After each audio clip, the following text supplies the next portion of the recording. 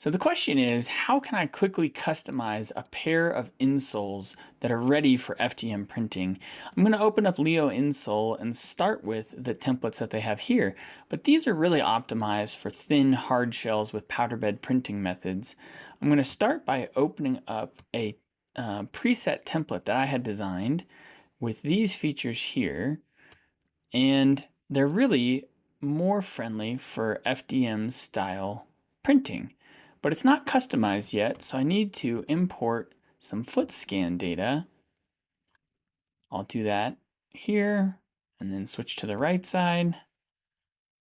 And just like that, my templates scaled to the foot scans that I imported, and I'm ready to export. Problem solved.